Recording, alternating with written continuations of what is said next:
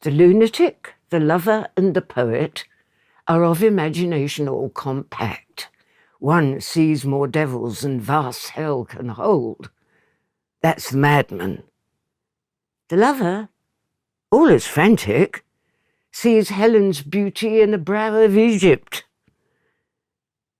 The poet's eye, in a fine frenzy rolling, doth glance from heaven to earth, from earth to heaven, and as imagination bodies forth the form of things unknown, the poet's pen turns them to shapes and gives to airy nothing a local habitation and a name.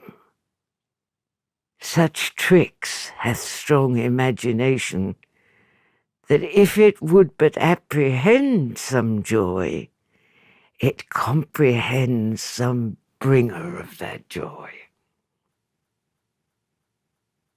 That's the nearest I think Shakespeare ever gets to talking about faith, spirituality, that if it apprehends some joy, it comprehends some bringer of that joy. I often think Shakespeare captured a little bit of the human soul on the page in his plays, and I love Jane Lapetaire's observation about that particular bit of text from A Midsummer Night's Dream. Shakespeare's characters have fascinated me since I first encountered them in 6th grade language arts class when we read Romeo and Juliet. I think I was initially drawn to the beautiful love poetry, but as we read aloud in class, I also started to appreciate his characters because they were so readily able to express themselves. As an 11-year-old girl, I felt less able to do that, so I loved the freedom and power his writing gave me. Shakespeare's characters feel powerfully lit from within to me, as does Jane Lapetaire's wonderful resonant voice when she speaks his text. For me, Shakespeare's animated, heightened language sounds the way the world feels to me, big, exciting, and full of beauty and possibility. When talking about how actors approach a Shakespearean character, it's helpful to begin by acknowledging our modern acting tradition and then work backwards, since a modern style is what most actors are first exposed to and get most used to in their training. 20th and 21st century acting style has its roots in stage realism, a kind of playwriting which generated a new style of acting that's generally credited to the Russian actor, director, and teacher Konstantin Stanislavski. Stanislavski worked with playwright Anton Chekhov at the Moscow Art Theater at the turn of the 20th century. And his acting methodology was developed in response to a time of great social change in Russia and all of Western society. At this time, the Industrial Revolution was in full swing, which brought about a rise in upward mobility for the lower classes and the creation of a new, robust middle class that hadn't existed before. Additionally, social sciences and the work of Charles Darwin and Sigmund Freud had started to change the way we as a society thought about human nature and psychology. Stanislavski felt that these societal changes necessitated a new, more subtle, and more natural style of acting on stage. Rather than writing only about royalty and servants, suddenly plays were being written about the middle class, average people striving to better their circumstances.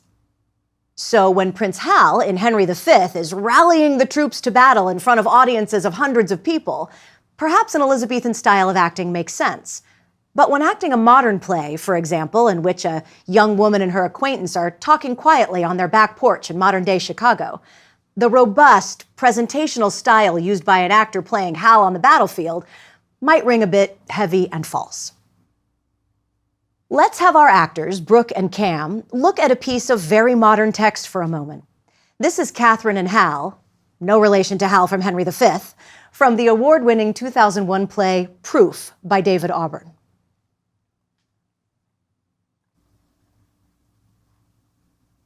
I'm sorry about yesterday. I wasn't helpful.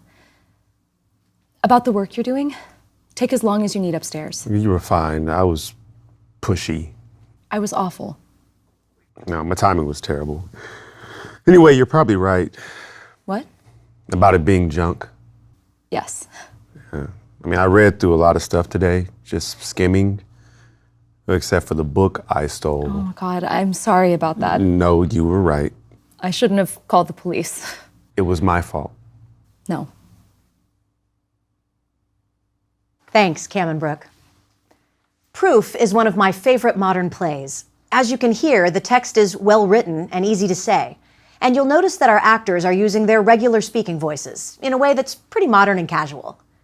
That feels just right for this kind of text, in a space where the audience, which in this case is defined by the closeness of the camera, feels intimate and natural. And Proof is likely to be staged in an appropriately small space. The whole play takes place in one location, on the porch of a home in modern-day Chicago. It doesn't need to travel to castles, to battlefields, or to vast magical forests, so it can be staged pretty simply, in a way that makes the audience feel as if they're simply eavesdropping on a conversation.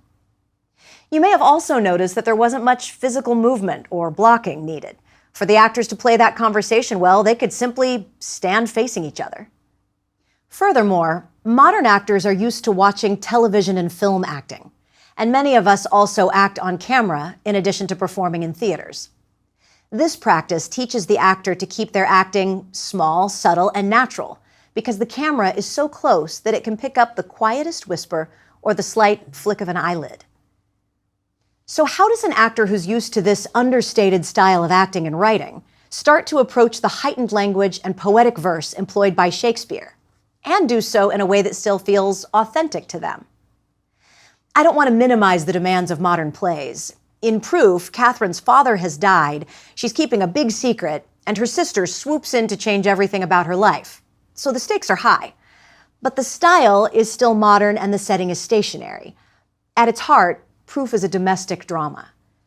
In contrast, Shakespeare's characters have to rally the troops at Agincourt, storm the castle, kill the king, survive shipwrecks, and shake off magical spells cast by wizards and fairies. To do this well, actors need to use the core of the acting training they use for modern plays, but then let that core understanding radiate through their whole physical instrument in order to really serve up the heightened language and extreme plots that Shakespeare often gives his characters. In a similar fashion, a stage musical works best when its characters encounter a need so great that they cannot just talk about it, they simply must break into song to fully express their desires. Shakespearean verse is similar. The characters need something so much that regular prose just isn't enough. We have to acknowledge that Elizabethans didn't have Darwin or Freud to inform their understanding of human behavior, and their social class system worked somewhat differently than our current Western model. But they did, of course, experience similar human desires and troubles that we do now. How then might Elizabethan acting styles have been the same as, or different from, ours today? Modern actors are usually taught to explore a character from the inside out. The supposition is that if the actor understands a character's motivation and understands their inner needs, the physicality will follow. Modern actors explore their characters' objectives, asking, what does my character want? Then they examine the tactics their character might use to get what they want, and identify the obstacles that get in the way of their character getting what they want. In modern plays, this can be a tricky process because characters often don't say exactly what they want. Their objective is submerged in the text, and the actor has to read between the lines to infer what the character is after. In Shakespeare plays, however, characters often do say exactly what they want. So analyzing the language they use is the key to an actor's understanding and decision-making regarding physical movement. We saw an example of this with the Romeo and Juliet balcony scene in Lesson 3, where Shakespeare's writing can lead us to the staging and helps us lift his plays off the page and onto the stage in a very direct way. Brooke, Cam, and I recently spent a morning in the rehearsal room exploring another piece of Shakespeare's text. This is Helena and Demetrius from A Midsummer Night's Dream. Helena is chasing Demetrius through the woods. She's in love with him, but he's in love with her friend Hermia, who has also stolen into the woods with her love, Lysander. Okay, lovers in the forest. We've got Helena and Demetrius, and I think before we explore the many kinds of physicality that we might play with in the scene. We should just read it for sense and for fun. So we're early in the play. Demetrius is in love with Hermia, who is in love with Lysander, and they have run off together, right? And you, of course, are in love with him. So we've got this love, not even a triangle, we've got a quadrangle, right, going on. Square. Yeah, yes. We've got a love square instead of a love triangle. And I think Helena's been chasing you through the forest for a while when we find you. Yeah. I love thee not, therefore pursue me not. Where's Lysander and fair Hermia? The one I'll slay, the other slayeth me. Thou toldst me they were stolen in this wood. And here am I, and woed within this wood, because I cannot meet my Hermia. Hence get thee gone, and follow me no more. You draw me, you hard-hearted adamant, but yet you draw not iron, for my heart is true as steel. Leave you your power to draw, and I shall have no power to follow you. Do I entice you? Do I speak you fair?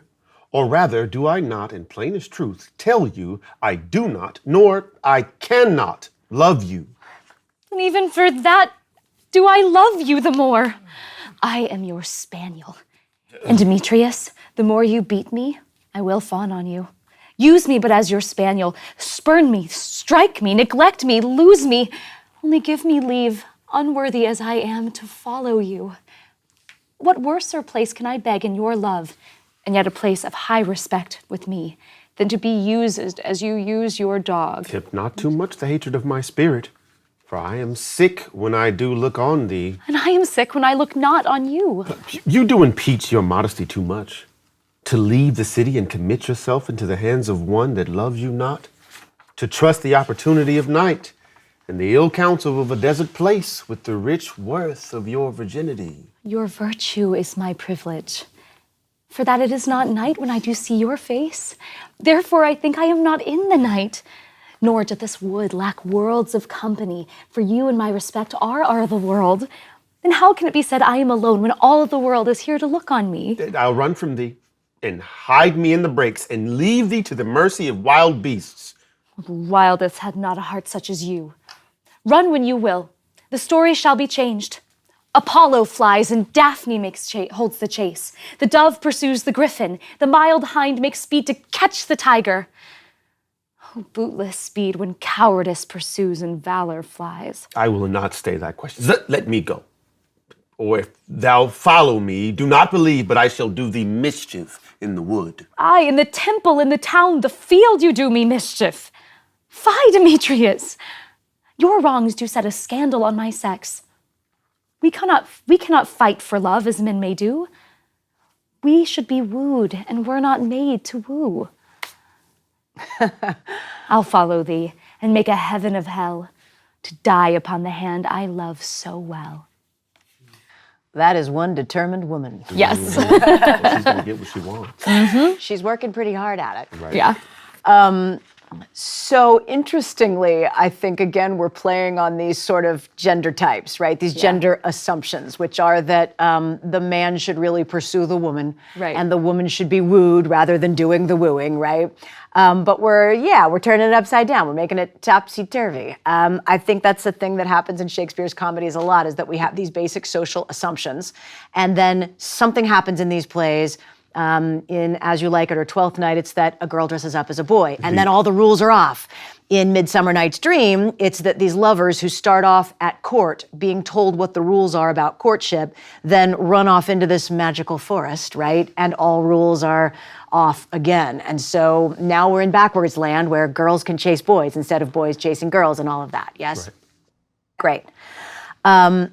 One of the things I love about this scene is that their objectives and their needs are right out there, right? There's no subtext. Clear. I want you to leave me alone. I want you to love me, right? Yeah. I'm going to chase you until you love me. I'm never going to love you. And so because these characters say what they want so clearly, it means that we can have some fun pursuing them with all our might. Yeah. Because basically the language and the characters tell you what to do. Exactly. Great. Do we want to get on our feet? Yeah. Try to figure it out. So let's pull this one out. If we put it roughly here, it gives you some playing space where you could both circle, right? But also either of you could choose to try to hide from each other or chase each other around the tree. Try to be gentle with our tree. And I think we'll explore it with that in mind. Yes, you're a little taller than the tree. But you can, yeah. So you can see already the comic potential, right?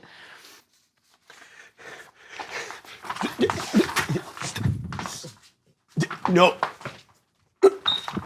I love thee not, therefore pursue me not. Where is Lysander and fair Hermia? The one I'll slay, the other slayeth me. Thou'st told me they were stolen unto this wood, and here I am, woed in this wood, because I cannot meet my Hermia.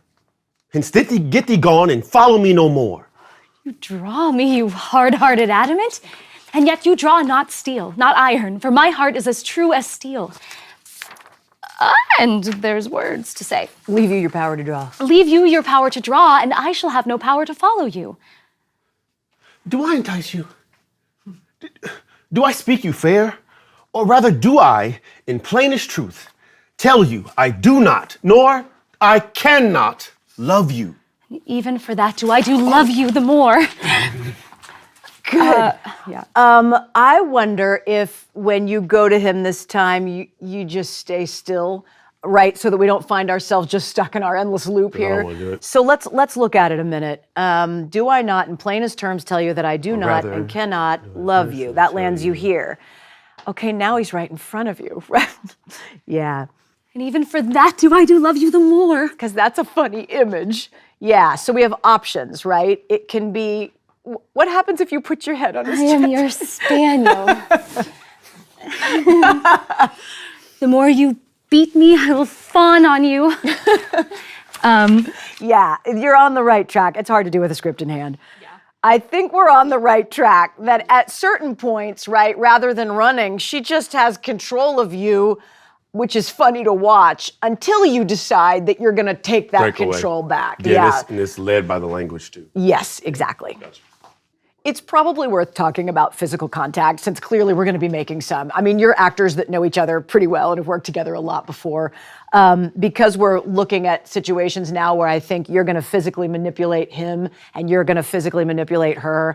Do you both feel comfortable just organically finding that, figuring out, reaching for each other? Okay, so we may start with then, just so everybody knows what to expect a little bit, right? We may start with you facing him, touching him, head on chest. We may then have you turn your back and she may wrap arms around her. You're both comfortable with all of that, yes? Yeah. Okay, great. Right, and then there's another physical contact, and then you do impeach your modesty too much to leave the city and commit yourself with Darwin, because that's the one moment where he's like, Do you want I could actually do something. That, Right. Yeah, okay, great. Yeah, I think that's right.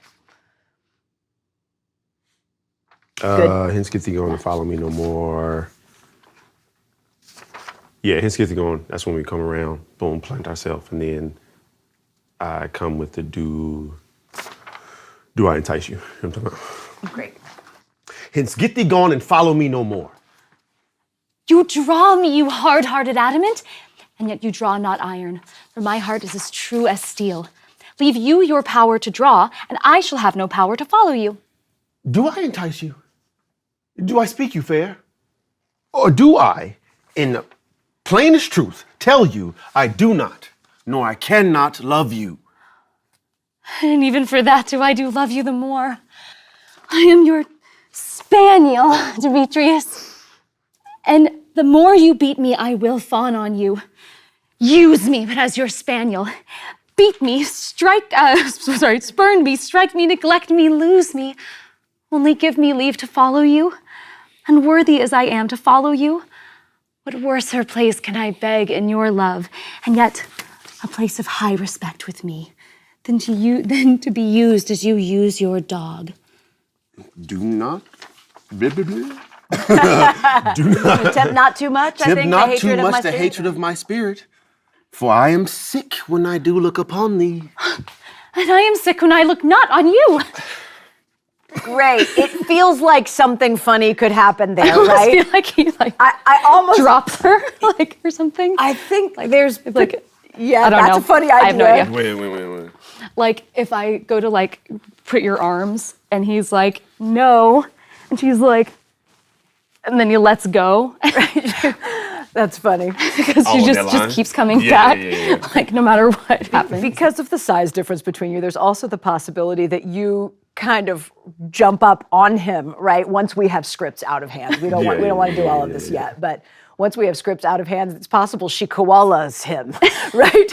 And then also because if I feel like the idea of like if she gets dropped to the floor, it's a natural way that now she's like in a dog position. Funny idea. And then if it's like, and then it's like what a worse place can I beg than to be used as you use your tongue? I don't know. There's lots of...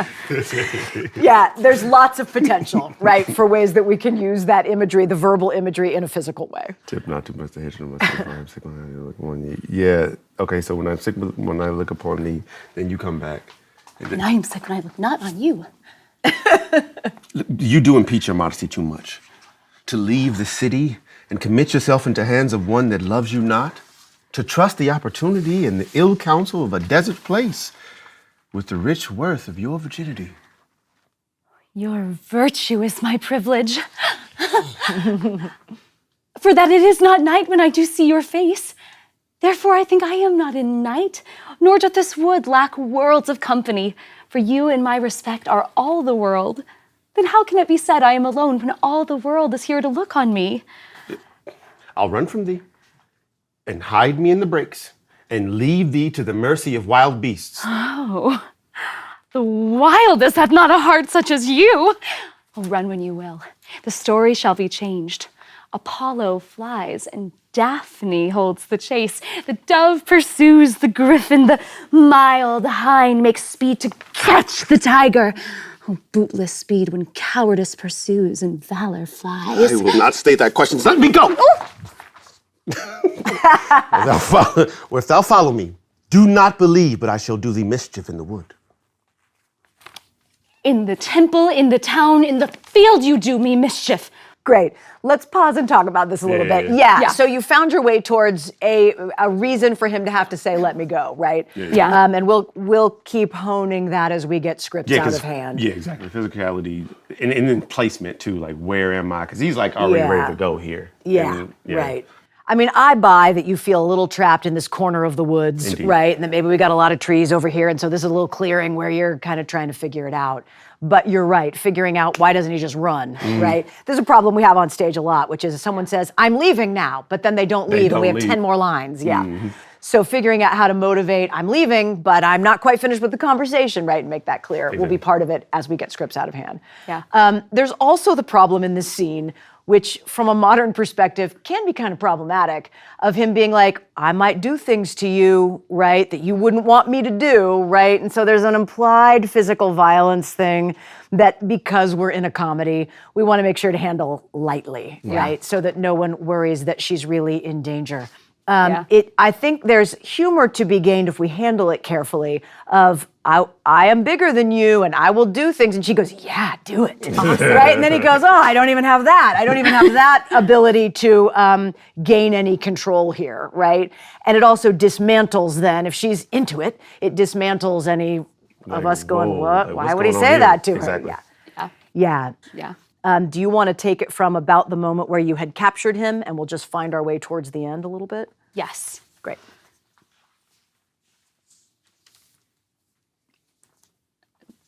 Is that okay? Yeah, which one? The dove pursues the griffin. The mild hind makes speed to catch the tiger. Bootless speed when cowardice pursues and valor flies. Look, I will not stay thy questions. Let me go. If thou follow me, do not believe, but I shall do thee mischief in the wood. I in the temple, in the town, the field, you do me mischief. Fie, Demetrius. Your wrongs do set a scandal on my sex. We cannot fight for love as men may do. We should be wooed, and we're not made to woo. I'll follow thee and make a heaven of hell. die upon the hands I love so well.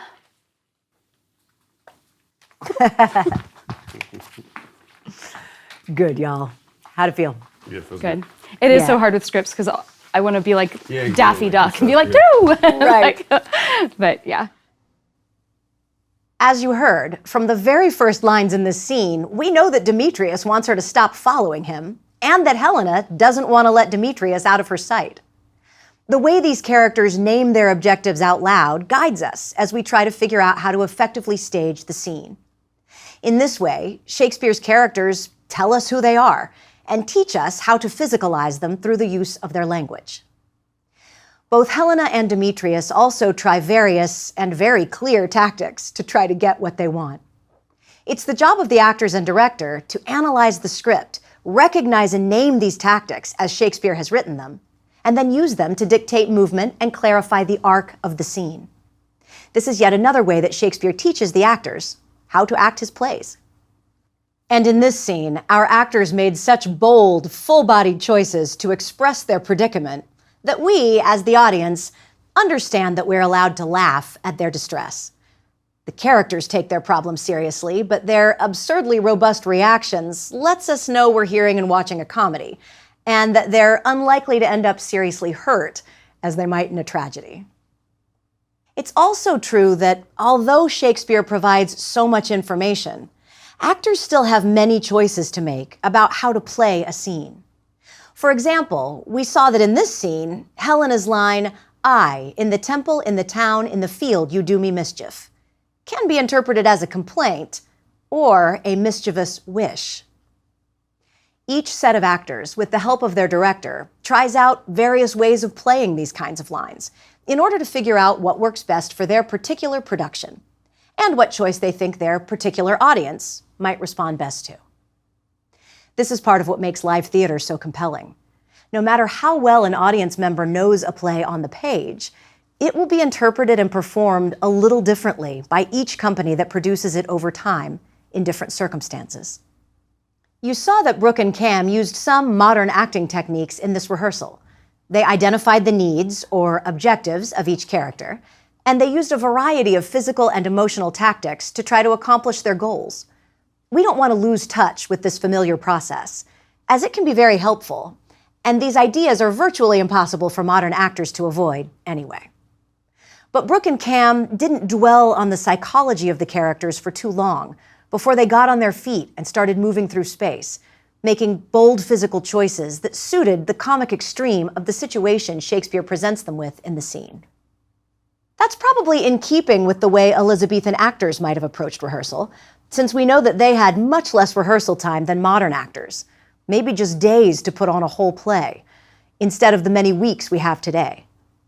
And Elizabethan actors may not have used the words, "What is my character's objective?" to decide what to do.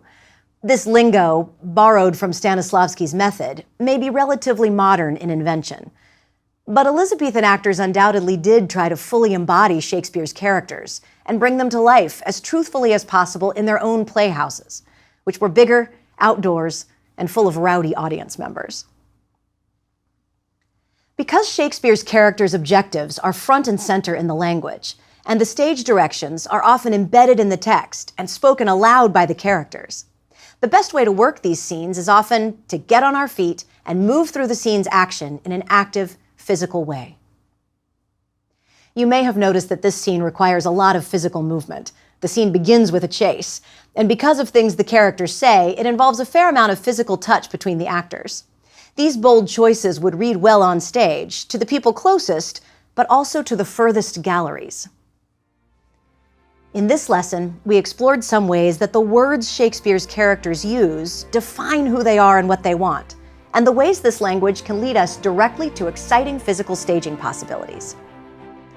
In each lesson, we're cumulatively gathering and sharpening more tools for the actor's toolbox, all of which are provided by Shakespeare himself.